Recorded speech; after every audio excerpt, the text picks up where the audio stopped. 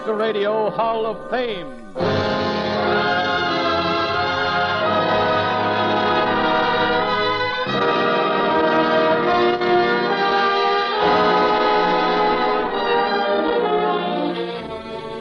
The Radio Hall of Fame is presented during the full hour ahead by Philco Corporation, makers today of electronic battle equipment for the fighting forces of the United Nations. Makers tomorrow of equipment for good living in a free world united by victory.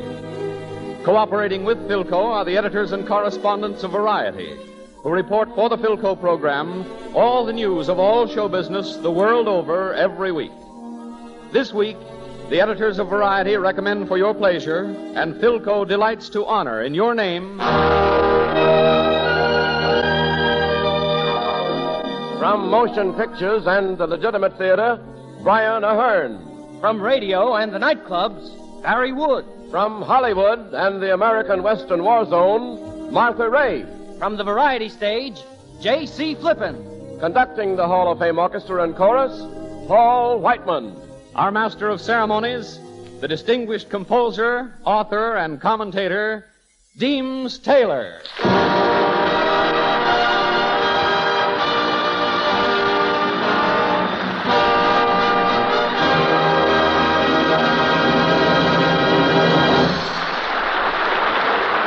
Good afternoon, ladies and gentlemen. This is Deems Taylor speaking for Philco.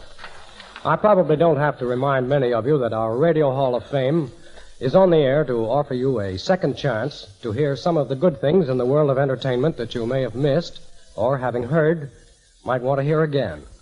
I'm pretty sure that you have heard the music that is our overture today, and I'm equally sure that you'll find new things to like about it as Paul Whiteman treats it. It's that persistent bestseller, Beso Mucho, by the Radio Hall of Fame Orchestra and Chorus.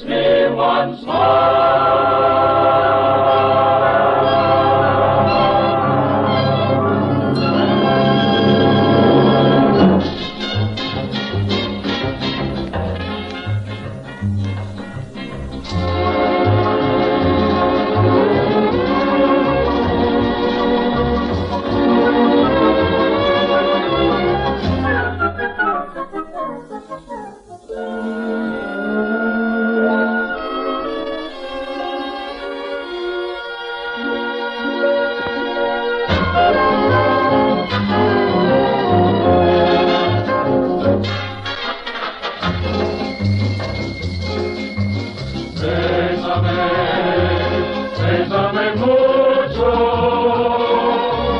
Each time I cling to your kiss, I hear music divine. Bésame mucho. Hold me, my darling, and say that you'll always be mine.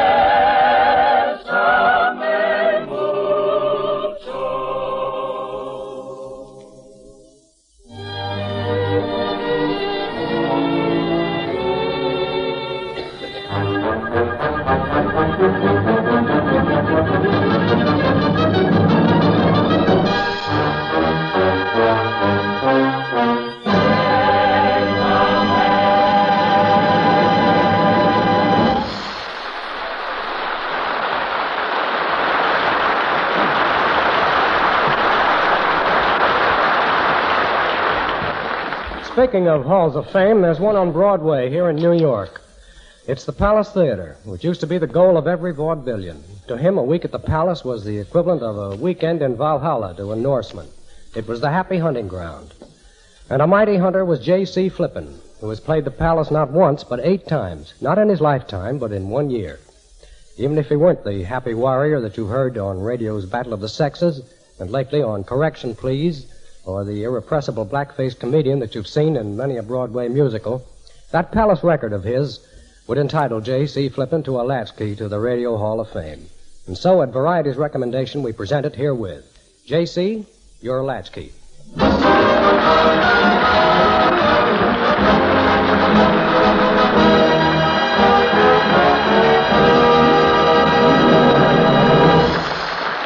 Thank you. Thank you, Mr. Taylor, for that nice introduction. Gee, I'm happy to be on this program, and I feel swell tonight. I've been keeping in shape because it's patriotic, keeping trim. I'm really in the pink. As soon as I get up in the morning, I bend down, I pull up. I bend down, I pull up. First thing you know, I got my girdle on. Oh, but I love exercise. I can watch it for hours. I ran around the park today 15 times. 15 times. One of these days, I'm going to catch one of those girls, too. But the band is really going for setting up exercises. The minute rehearsal was over today, all the boys rushed in the nearest bars and set 'em up, set 'em up, set 'em up. Oh, but that's a nice fellow, that James Taylor, and he's lucky, too. He's got a regular cook. Comes every day. Little Spanish girl. She came up here about South America about 2 years ago, couldn't speak a word of English. So she said to Dean, she says, look, Mr. Taylor, on my day off, when I go into a restaurant, what do I say? How do I order? He says, very simple. You walk in, you sit down and say, apple pie. That's all. So she walked in, sat down and said, apple pie. The waitress brought it, she ate it, she liked it. About a month later, she came back and says, look, I'm a little tired of apple pie. What else can I say? So he says, walk in and say, ham and egg sandwich. So she walked in and says, ham and egg sandwich. Waitress says, white or rye? She's apple pie. No, but I just got in from Washington, and was the trouble getting on that train. Was that train crowded? On the inside, too. I said to the conductor, I says, pardon me, is this train on time? He says, on time. We're lucky if we're going in the right direction. But in Washington, I saw a little colored boy, and he said, Mr. J, I haven't seen you in a long time. You should have been here about 4 weeks ago. I got into a crab game. I said, well, how's you doing? He said, well, I was doing fine up to the time that the police come in.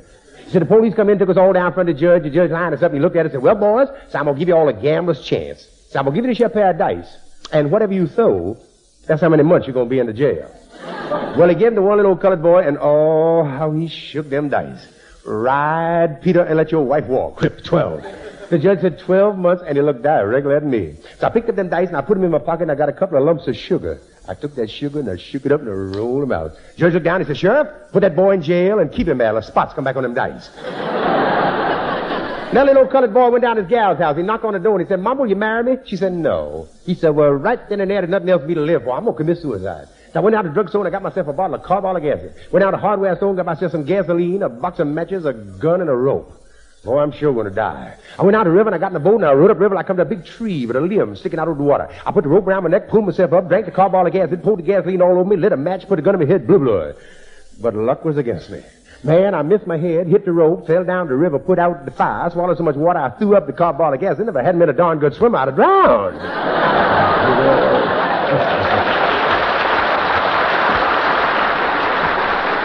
Thank you very much, thank you. Ah, but you've been having too much fun. I sing here. All right, so I'm really not Frank Sinatra. I'm really his brother, not so hot, right?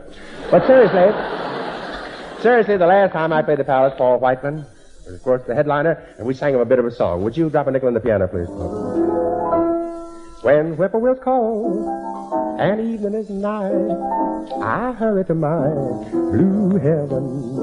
A little white light, a turn to the right, will lead you no place but my blue heaven. You'll see a smiling face, a fireplace, a cozy room, a little nest that's nestled where the roses bloom. There's just Molly and me, and Whiteman makes 3. We're happy in my blue heaven. My first baby's cry made me a changed guy and led me to my blue heaven. The first thing I knew, we had number 2 to play with in my blue heaven. And I knew right then and there the stork was growing fond of me. For very soon he flew around was number 3, but 3 is a crowd, and for crying out loud, we're crowded in my blue heaven.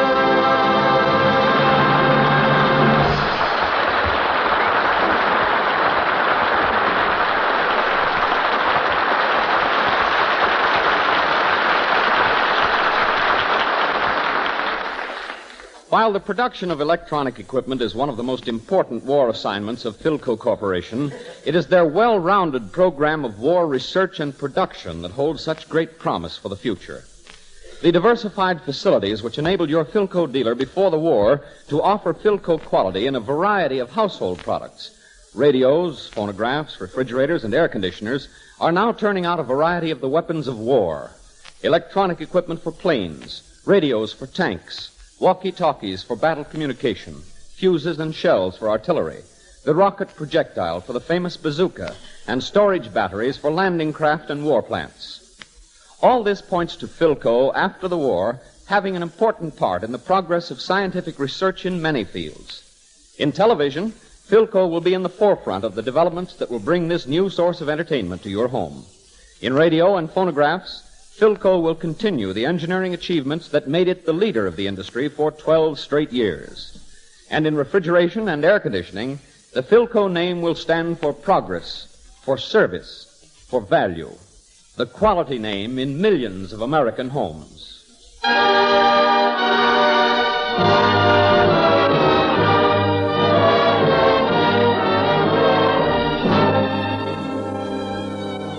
You have heard him featured on such big-time radio programs as The $1 Million Band and Your Hit Parade. If New York nightclubs are on your beat, you've probably not only heard him, but seen all 190 pounds of him. But the achievement of which he is proudest is the part he was able to play in helping to raise the money that backs up our fighting men. For it was Barry Wood who introduced Irving Berlin's persuasive Any Bonds Today as the official war bond song of the United States Treasury Department.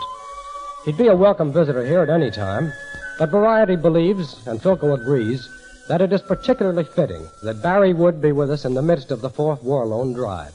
He's singing a song from one of Broadway's most solid hits, Carmen Jones. And the song is as appropriate as the singer. Stand Up and Fight.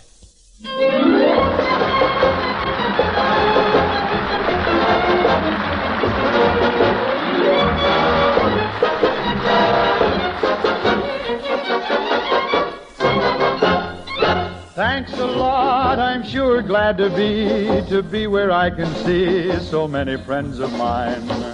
How've I been doing? How've I been doing? If you really want to know the truth, I'm doing fine. 17 decisions in a row, and only 5 on points. The rest was all KO. Johnson and Jackson, Murphy and Bronson, one by one they come and one by one to dreamland they go. How's it done? You ask me how's it done? I got a trainer man who taught me all I know. Sure feels good to have him in my corner. Hear his voice a whispering low. Big boy, remember, you must remember.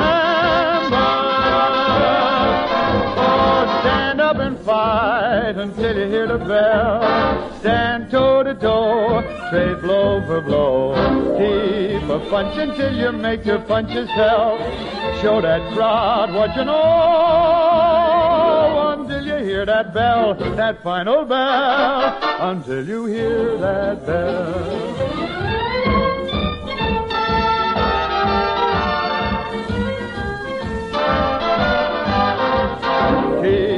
Punch until you make your punches tell. Show that crowd what you know until you hear that bell, that final bell, until you hear that bell.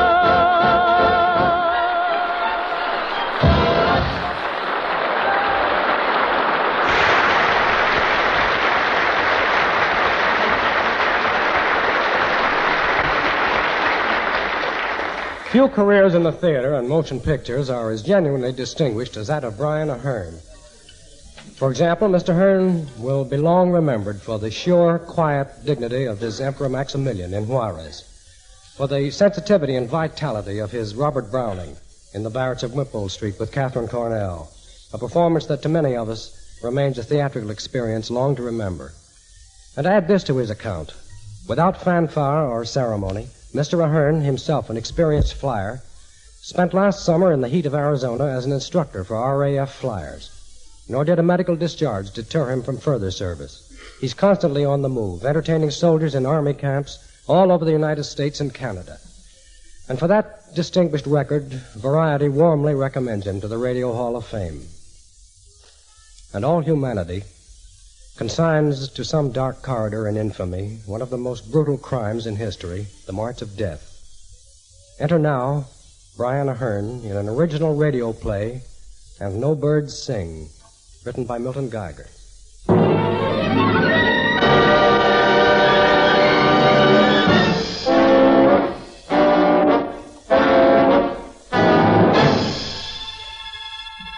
Propaganda, he said, and I shuddered at the light that flickered in his eyes as he said it.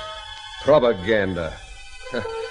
And I suppose the screams and the blood and the stench and the battered faces and bleeding feet rotten with gangrene, I suppose they are propaganda also. Answer me. I couldn't answer.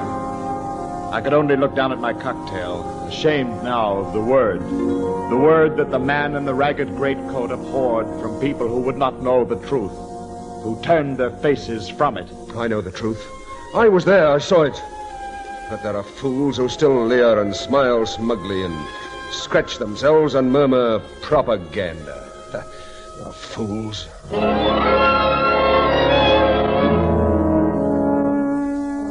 I had first seen him outside the hotel in the drenching rain, his greatcoat flapping in the wind as he plucked fruitlessly at the elbows of the hurrying evening crowd. Excuse me, sir. Let me speak to you a moment. Just a moment of your time. I want nothing. You, madam, a moment. Only a few words, only... Oh, sir, your pardon, but listen to me. Listen to me. Listen to me.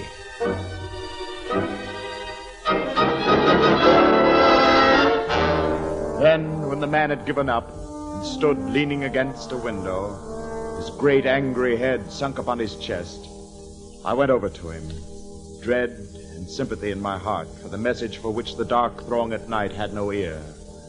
I stood before him. Hello. Yes? Can I help you? Can I help you?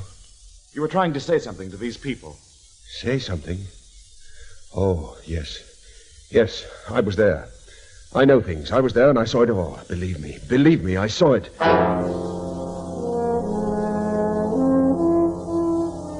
Then I saw his eyes.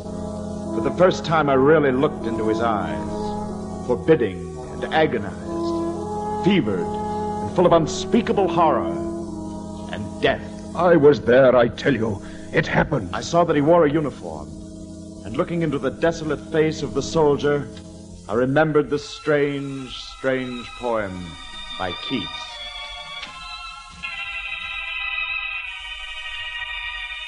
Oh, what can ail thee, knight at arms, alone and palely loitering? The sedge has withered from the lake, and no birds sing.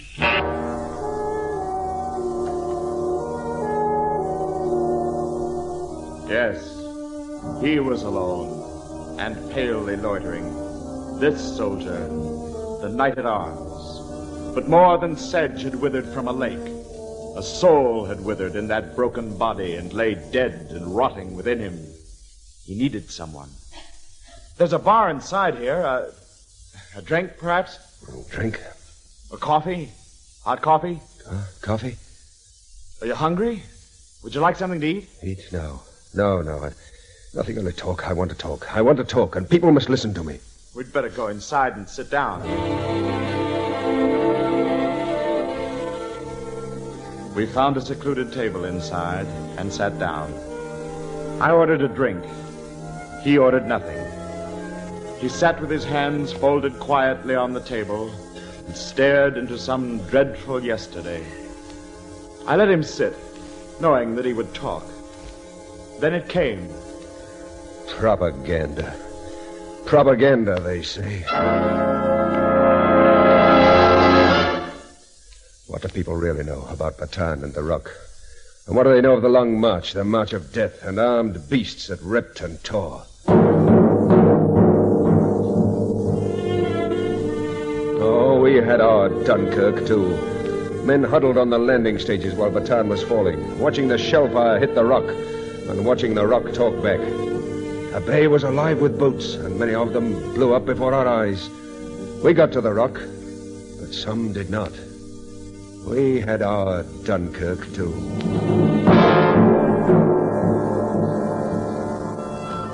Corregidor. For weeks, the armed land hammered at the armored Rock. The steel and flame challenged the flesh and bone and blood, and the steel conquered. Our flag came down, and the red sun rose in the sky over Corregidor. The men of Bataan and the Rock laid down their weapons, believing in the strength of covenants and the honor of the enemy, and began the march.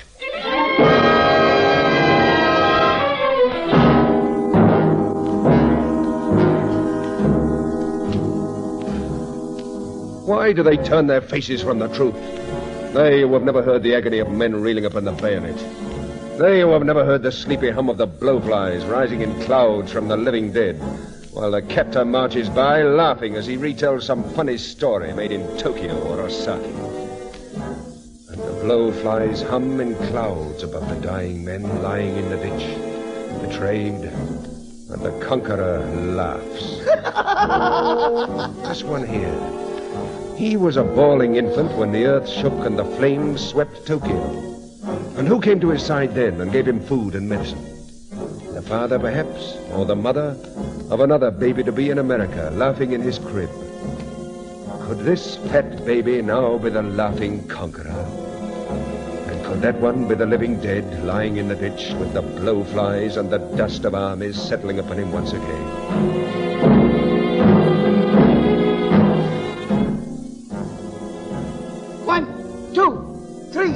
4. 1, 2, 3, 4. Herded like sheep, like cattle, like beasts of the field. Men, Americans, Filipinos, men. Make line.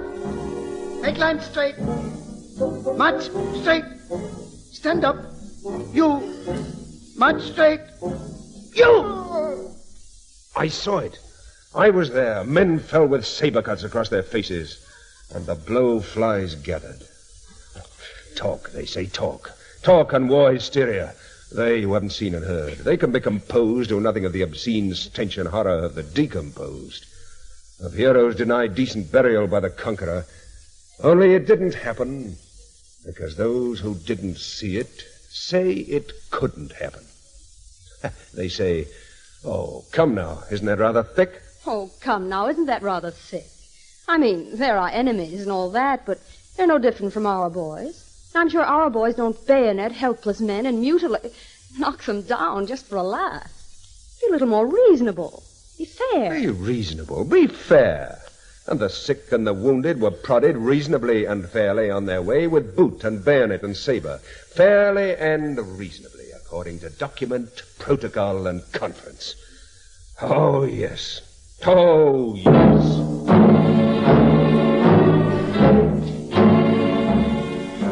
Move faster. March. Move on. All right, Move on. Yokohama, take it easy. My buddy's sick, can't you see? Let him alone. I'll see he gets there all right. Shut up. Shut up. March. He'll march, so never mind the hot foot. Stop popping off. I say shut up. Shut up. Look out, you dirty little dog! Now you march, eh? You march now, fool, eh? March! I saw it. The soldier raising his arm to shield his comrade from the bayonet, and the bayonet piercing his arm like a bright hot needle in the sunlight. I saw it, I tell you. I was there. I saw the Jap officers tell the men to rest, and no sooner had they sunk to the dusty road. Up! All up! Get up! March! Enough rest!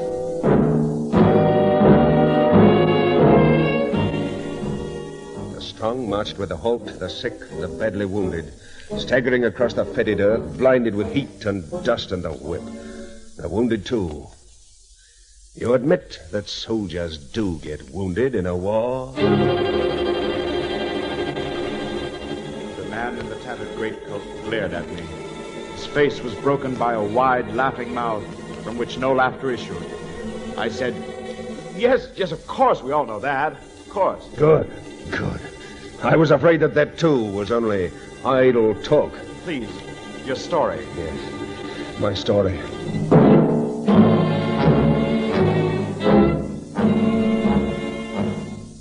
Mind you, the conqueror did not often shoot or stab to kill. Oh, no, the heat, the sun, the starvation, black thirst, disease, they were his executioners. They're cheap and sure. The Jap, he is a frugal fellow, parlez-vous. Oh, forgive me, I confused my wars a bit. Come now to death at a garbage. The boy was young, 19. Naked and covered with wounds, he lay beside the garbage pit. His officer bent over him. Kid? Look, kid. What can I do? Captain, take me away. Hide me. It isn't decent dying like this.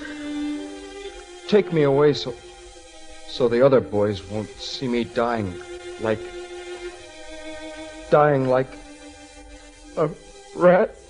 Ecce homo. Behold the man. Behold mankind.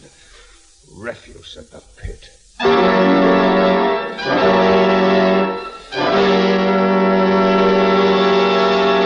Propaganda, they call it. The man in the ragged greatcoat stood up, his fists lifted like hammers of wrath. The fools. I tried to tell them. I plead with them to listen to me and to believe me. I heard the torment of the dying. I saw the glitter of the long bayonets, and then the scarlet on them. I saw the gun butts crash against the frail skulls. I heard the sound of it, like rotten melons flung against a wall. I saw the bitter steel, and worse, I felt it.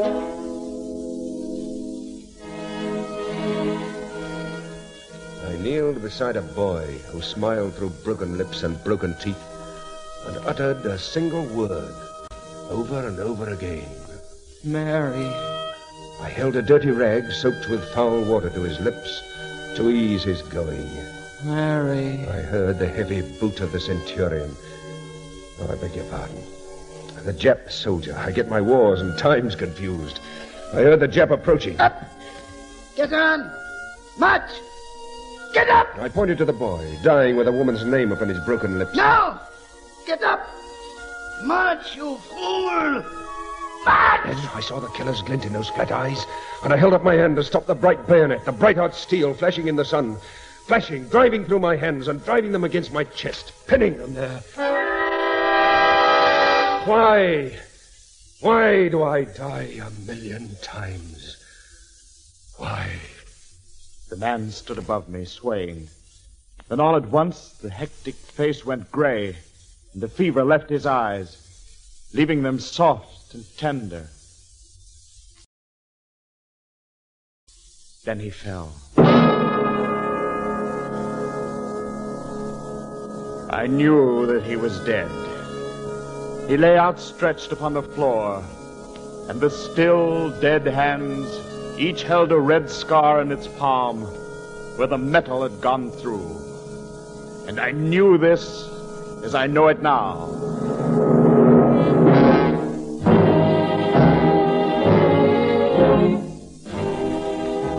I know that the anguish of those men who died in bitter torment and despair lives on. That agony is abroad in all the world, crying out for justice. Their dead voices cry out to us, cry out to be heard and understood. They march forever down the long valley of history. They march. Be blind to their blood, be deaf to their outcry, be unmoved by the cadence of their endless marching. And for us, I say, for us, the sedge shall wither from the lake, and no birds sing.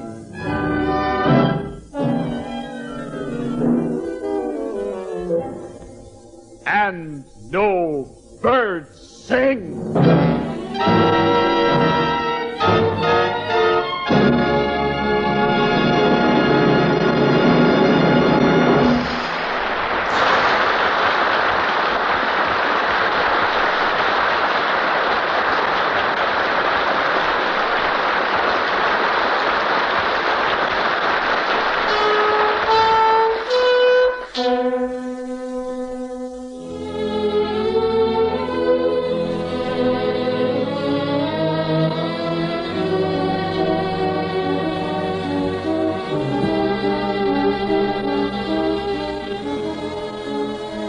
Between the dusk and the darkness, Eastern wartime, comes a pause in the day's occupation, and in the Philco Radio Hall of Fame hour, known as station identification.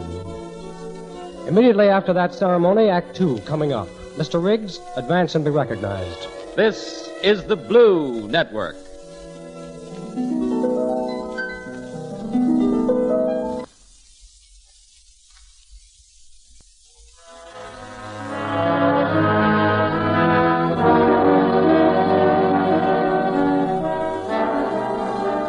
The Philco Radio Hall of Fame, Act Two, with Martha Ray, Barry Wood, and Paul Whiteman and the Hall of Fame Orchestra and Chorus.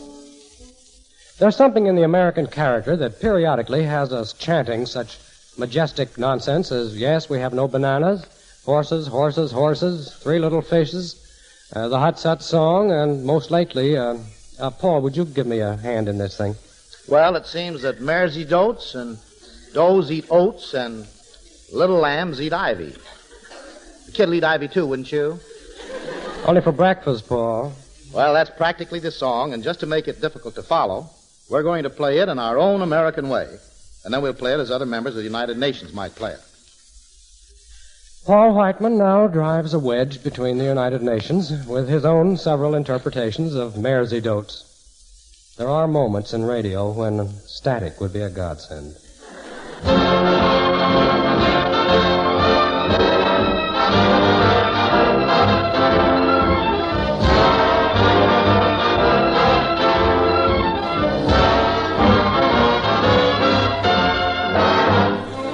I know a ditty, nutty as a fruitcake, goofy as a goon, and silly as a loon. Some call it pretty, others call it crazy, but they all sing this tune. Mares eat oats and nosy notes and little lambs eat ivy, a kiddly ivy too, wouldn't you? Yes, mares eat oats and nosy notes and little lambs eat ivy, a kiddly ivy too, wouldn't you? If the words sound queer and funny to your ear, a little bit jumbled and jivey, sing mares eat oats and does eat oats and little lambs eat ivy. Oh, mares eat oats and does eat oats and little lambs eat ivy, a kiddly ivy too, wouldn't you? A kiddly ivy too, wouldn't you?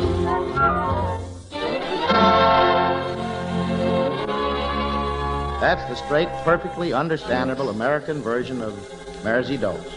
Now mares eat oats with vodka and blend in the Russian manner. He thinks. Mares eat oats and those eat oats.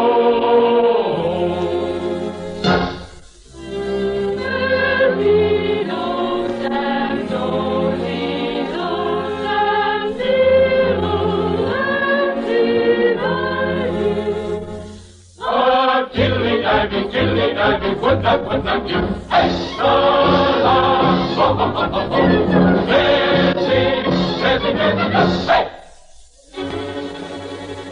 we owe the Tommies and the Anzacs for a couple of songs they taught our boys over there. Songs like Waltzing Matilda and I've Got Sixpence. In return, we'll play Mares Eat Oats the way we think the English might like it. Do you call that gratitude, old boy? Now this song is very, very, very silly. When you hear it out in Piccadilly, everyone is singing Mares Eat Oats and Does Eat Oats. What did Mr. Churchill say to Joseph Stalin when they had that meeting far out in Tehran? Maresy dotes and dowsy dotes. And now the mares and the does and the kids have their roughage according to the Chinese.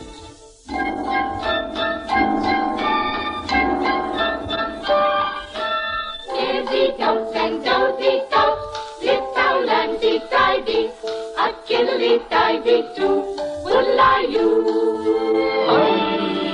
Maresy dotes and dowsy dotes, little lambsy tidy, a kiddly tidy too, would-lie-you.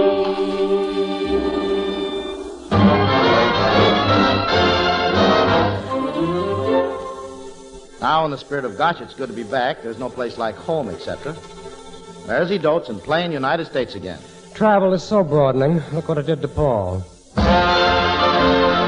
Words sound so queer to your ear when you're near. Maresy dodio, dozy dodio, little lambsy ivy. Now say it slow, take your time, let her go. Oh, the little lambsy ivy. Oh, Maresy dotes and dozy dotes and little lambsy ivy. A kiddly-ivy too, wouldn't you? A kiddly-ivy, wouldn't he? Kiddly-ivy, wouldn't she? Maresy dotes and dozy dotes and kiddly-ivy too. Wouldn't you?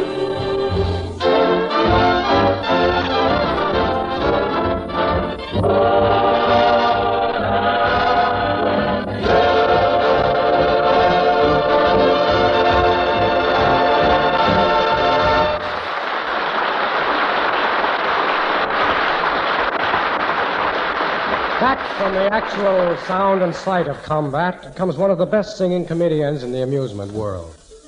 We haven't been seeing very much of Martha Ray lately, either on Broadway or in pictures. That's because Martha is one of the famous four, the others being Carol Landis, Mitzi Mayfair, and Kay Francis, who have been touring Ireland, Scotland, and Africa, fair weather or foul, to entertain our servicemen overseas. In fact, these girls pioneered the whole idea of the USO Entertainer Tour. And will others please copy, says Miss Ray. Since her return, she's been able to complete 2 pictures, Pin-Up Girl and 4 Jills in the Jeep, both awaiting release by 20th Century Fox. She'll be off again soon, this time alone, to China and India to give the boys the song and laughter that they need almost as much as a letter from home. For such devoted service, Martha has been commissioned a captain in the United States Army. And for past performances and for others soon to come, Variety recommends and Philco respectfully salutes Captain Martha Ray.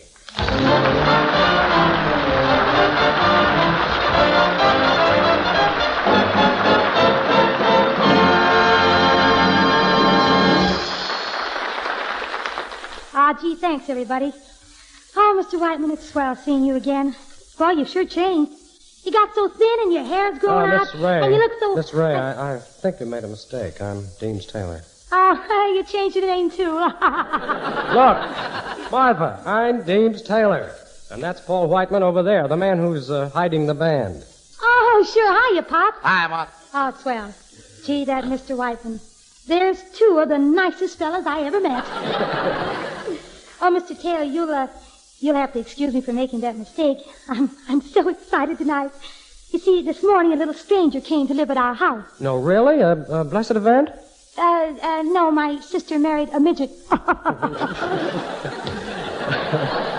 By the way, I suppose I should be calling you Captain instead of Martha, right? Well, that's right. I'm really a captain in the United States Army. And boy, do I love it. Especially when those big, tall, handsome privates standing around. I just yell, "Present arms!" And when he does, I fall in. Wow, wow!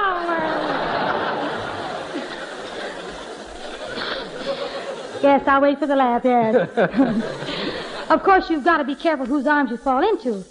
You know, one guy grabbed me, and he kissed me, and he kissed me, and he wouldn't stop. Well, why didn't you call an MP? Well, who's complaining? Yeah, I finally asked him what the idea was, and he said, "Oh, every time I kiss you, it makes me a better soldier." That guy tried to become Eisenhower in 1 hour. Oh, yes, but I should have been used to it, though. You see, When we were overseas, one of the high spots of our show was getting some of the boys up on the stage and, well, playing kissing games with them. Oh, now, did you kiss many soldiers? Did I? Take a look at my lips. Some muscles, huh? Oh, gosh, those guys over there, those boys were really wonderful to us. Kay, Carol, Mitzi, and I. You know, we just loved it. Honestly, we told the boys we wouldn't mind staying there for months. And you know something, Dean? I never got so many Lend-Lease offers in my life. Well, I can imagine those boys are pretty glad to see you. Well, it sure seemed that way. Talk about a tribute. I walked into camp one day, and when the boys saw me, well, they dropped to their knees. They did? What did you do? I did the same. Boy, what a crap game. Well, I know you were in several bombings over there, Martha. How did you feel? Numb. Very, very numb. Well, I wouldn't say I was exactly nervous, but between my knees knocking and my teeth chattering, I sounded like the rhythm section of Kugart's Rumba Band. That time we were in the plane and those German fighters were machine gunning us. Well, Carol Landis called out, Martha! Martha, where are you? And I yelled back, right here behind these goose pimples. I suppose that was the big thrill of the tour, was it? Well, no, not exactly, Deans. My biggest thrill was in Casablanca, when I was awarded my captain's commission.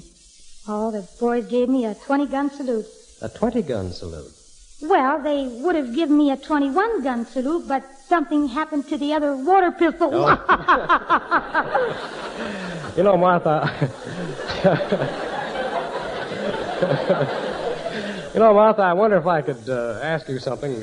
Well, it concerns a military secret, you know, just between you and me and the microphone. This GI coffee, is it really so very strong? Well, the fellows over there warned me about drinking it, but I took a few swallows just the same. What happened? I was going to have my tonsils out anyway. Well, I hope it left your vocal cords intact. Because right now, I think it's about time for a little of that laryngic liquidation, they call it.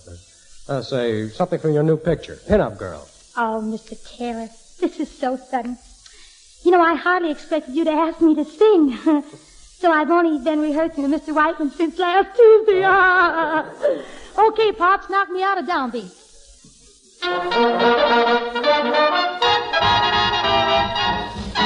Ladies and gentlemen, attention please. You've got to listen to me.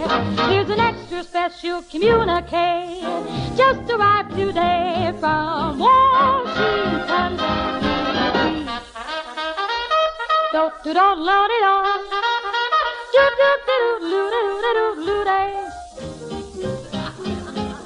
Pretty little milkmaid, milk that cow. Hey there, you grab a hold of that plow. We gotta do a heap of farming now. We're on a Yankee Doodle hay ride. Run your little tractor, stack that wheat. Your big boy and his buddy must eat. We need a lot of starch for marching feet. We're on a Yankee Doodle hay ride. Oh, there ain't gonna be no hold down till we knock the foe down. Hey, but we just can't slow down. Got to go like blazes. Soldiers in khaki, sailors in blue. Cannot be any prouder than you. A pair of overalls is a uniform too. We're on a Yankee Doodle hay ride.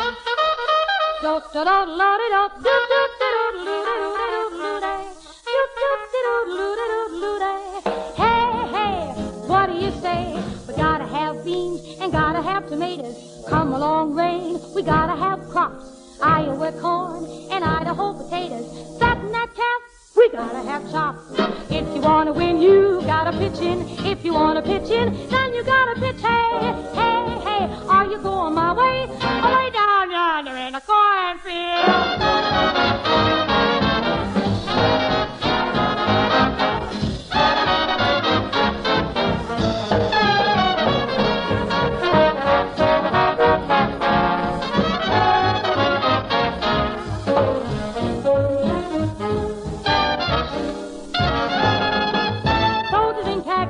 Sailors in blue cannot be any prouder than you. A pair of overalls is a uniform too. Your Uncle Sam is calling you to come and hitch your wagon to a Yankee Doodle. Cock-a-doodle-doodle, hey, ride!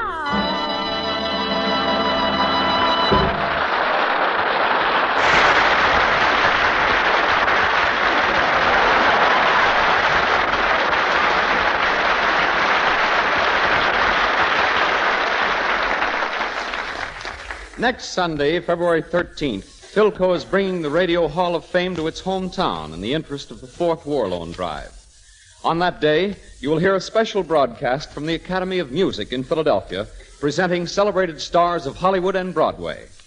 Under the auspices of the Emergency Aid of Pennsylvania and the Philadelphia Retail Merchants War Bond Committee, the studio audience will be made up of war bond buyers who will be invited to see these famous stars in person. In the meantime, have you bought your extra $100 war bond to back the attack? Have you done your part to make the Fourth War Loan an expression of the unified spirit of all America for victory? We are asked this month to buy an extra war bond so that the start we have made toward victory will not lose its momentum. We can't afford to let things are beginning to go our way. Remember, Hitler bragged that he would annihilate the Russian army. And then came Stalingrad. Don't forget that what you think and what you do is very apt to be a reflection of the nation's temperament. Act today as if the success of the Fourth War Loan depended on you. Dig deeper. If you must, do without some things today that you may continue to enjoy them in a free world tomorrow. It's the safest investment in the world, giving you $4 to spend in a world at peace for every $3 you lend in a world at war.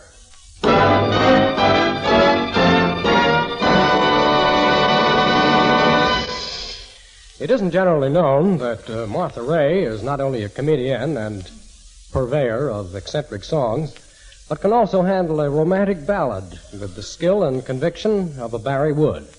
And just to prove that statement, Paul Whiteman marshals Miss Ray and Mr. Wood and the Radio Hall of Fame Orchestra and Chorus for a Whiteman montage of some of George Gershwin's memorable songs.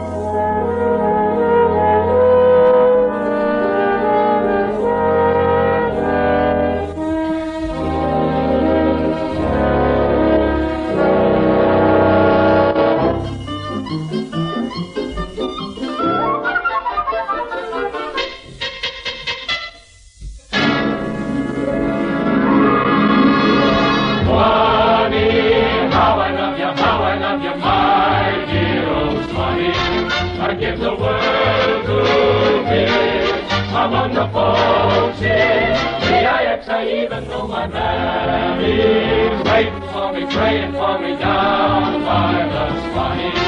The folks up north will see me no more when I go to the Swanee shore.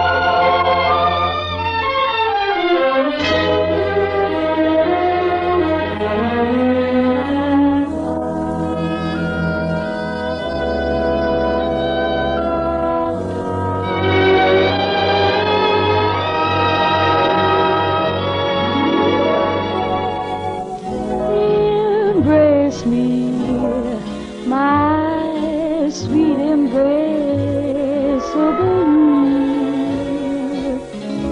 you. Embrace me, you irreplaceable you. Just one look at you, my heart grows tipsy in you. You and you alone bring out the gypsy in me. I love all those many charms about you. Above all, I want my arms about you. Now don't be a naughty baby. Come to Mama, please do. My sweet embraceable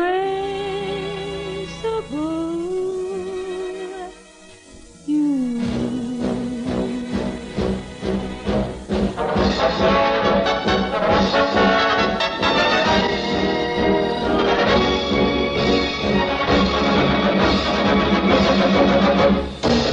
Roll out, let the trumpet call, while the people shout, strike up the band. Hear the cymbals ring, calling one and all, to the martial swing, strike up the band. There is work to be done, there's a war to be won, come you son of a gun, take your stand. Fall in line, ye bro, come along, let's go. Hey, leader, strike off the band.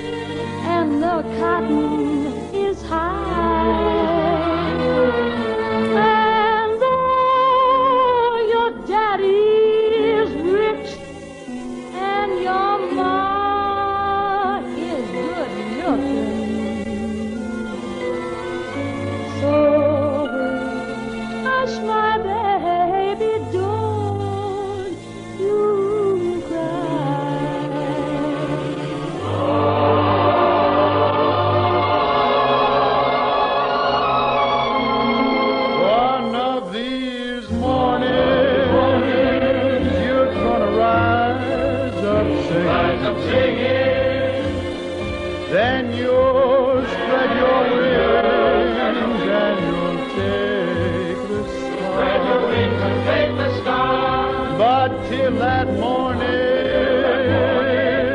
there's nothing can harm you.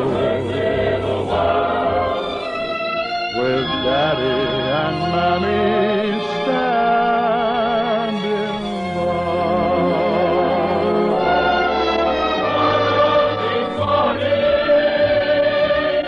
You're gonna rise up singing. Then you'll spread your wings and you'll take the sky.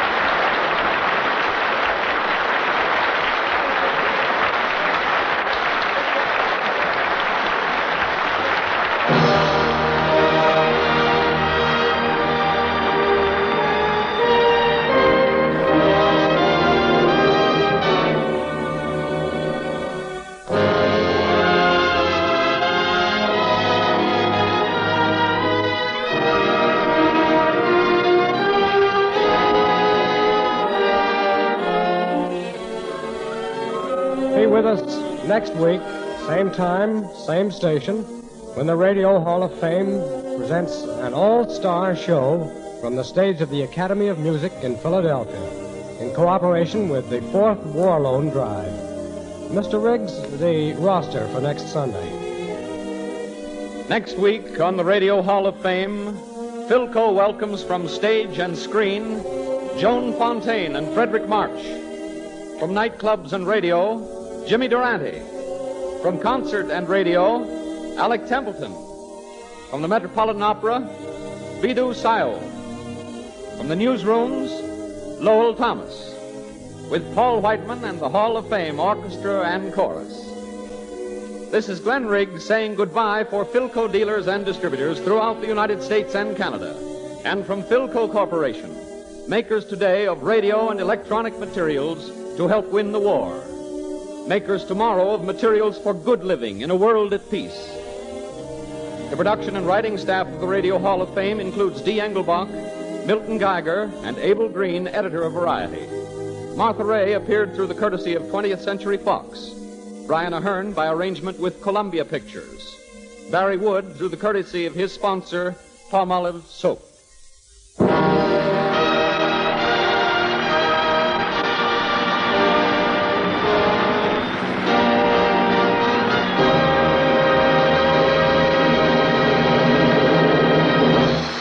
This is the Blues Network.